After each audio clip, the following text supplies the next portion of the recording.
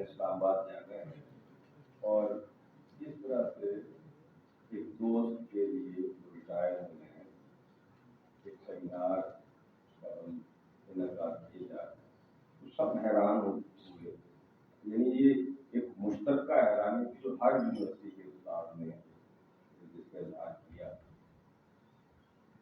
کیونکہ ہمارے یہاں خاص طور پہ یونیورسٹیز میں اس طرح کا کوئی اور اداروں میں بھی نہیں ہے، کام ہے پاکستان میں اس طرح کا، لیکن یونیورسٹیوں میں تو بالکل نہیں. اور یہاں آ کے مجھے پتہ چلا کہ اس میں جتنے اساتذہ سرگرم تھے ان سے بھی زیادہ طالب علم یہاں کے. مجھے اور زیادہ خوشی ہوئی کہ چلے کوئی ادارہ ایسا ہے جہاں استاد کی اہمیت اور عظمت کو تسلیم کیا گیا ہے یا اس کی تقسیم کی گئی ہے. عزیز صاحب کو میں نے کافی عرصے بعد دیکھا ہے اور مجھے کوئی فرق نہیں لگا 20-25 سال پہلے جیسے لگتے تھے آج بھی ویسے لگتے ہیں. تو مجھے معلوم نہیں کہ انہیں ریٹائر کرنے میں یونیورسٹی سے اجلت ہوئی ہے کہ تاخیر، لیکن بہرحال کچھ ہوا ضرور ہے.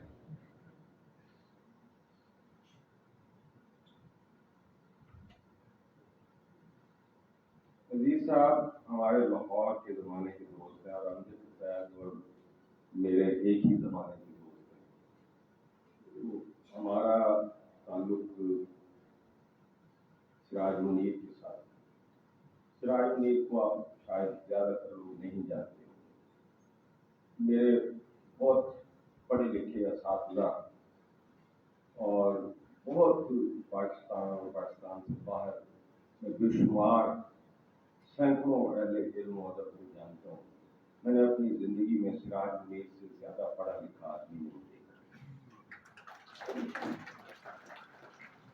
اور صرف پڑھے لکھے ہی نہیں تھے، انتہائی تخلیقی شخصیت کے مالک تھے. خود وہ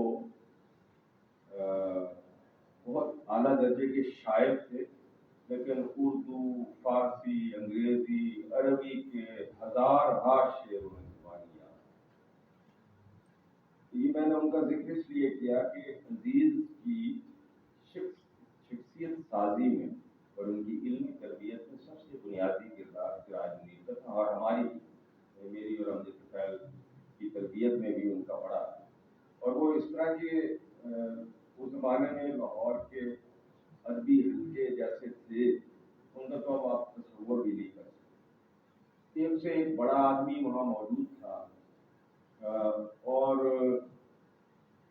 حلقہ ارباب ذوق اور دیگر جو ادبی حلقے تھے ان کی گفتگو سے سیکھنے کا ایک ایسا چشمہ جاری تھا جس کا آج کوئی تصور نہیں ہے. مجھے کہیں نظر ہی نہیں آتی ایسی کوئی علمی ادبی مجلس جہاں اس طرح کے لوگ موجود ہوتے. خود ان کے اس ادارے میں سے یہ منسلک تھے، یعنی ادارہ ثقافت اسلامیہ جہاں کے ڈائریکٹر سراج منیر صاحب تھے. سراج منیر کو نوکری دینے کے لیے کسی کو نہیں بلاتے، وہ جوہر شناس، اور انہوں نے اپنے ادارے میں چن چن کے بہت پہلے علم اور اہل نظر لوگوں کو جمع کیا. اور وہ زمانہ بھی شاید ادارہ ثقافت اسلامیہ کی تاریخ کا سب سے درخشاں زمانہ ہے، اور وہاں اس زمانے میں علمی کام بھی بہت ہوا. اور یہ وہ زمانہ تھا جب ادارہ ثقافت اسلامیہ لاہور کا سب سے بڑا علمی مرکز تھا.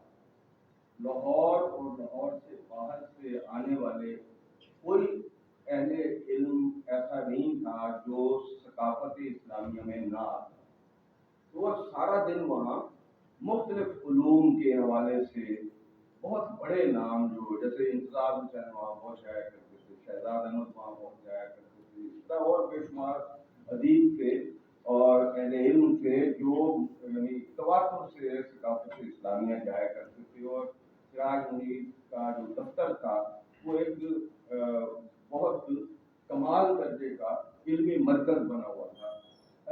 عزیز ابن الحسن کو وہاں ہم سے زیادہ کسی وہاں پہ کام کرتے تھے، ہم سے زیادہ بیٹھنے کا موقع ملا. ہم بھی ظاہر ہے ہمیں جب موقع ملتا تھا तकरीबन हर दूसरे तीसरे दिन हम जरूर जाते थे।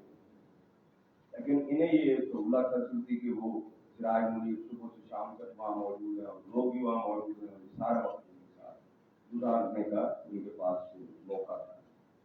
दूसरा वहाँ बुरहान अहमद फारूकी साहब थे, बहुत बड़े स्कॉलर थे, बड़े फलसफी थे और इल्म दीन के हवाले से उनकी फहम बहुत गहरी थी।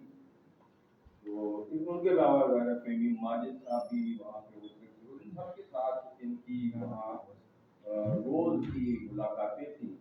और फिर शाम को टी हाउस या हलकार बाबे चौक में इनका जाना और वहाँ जो दीगर अहले इल्म हैं उनसे एक और तरह की मजलिसों में, यानी हल्के की अदबी मजलिसों में मुलाकातें और उनसे उनकी गुफ्तगू सुनना। तो ये मैं समझता हूँ कि ये जो पीरियड है ये तकरीबन कोई 8-10 साल का ज़माना रहा होगा। हमने भी उससे बहुत फैज़ लिया और इन्होंने हमसे ज़्यादा वो फैज़।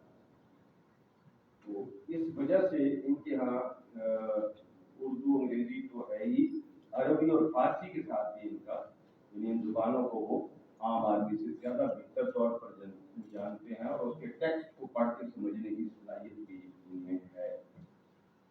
जब जुबानों का दायरा बढ़ता है तो इल्म का दायरा खुद ब खुद बढ़ जाता है, क्योंकि उस जुबान में मौजूद इल्मी किताबें बहरहाल आपके मुताले में आती हैं।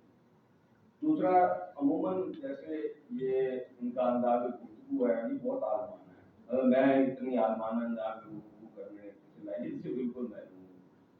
तो अमूमन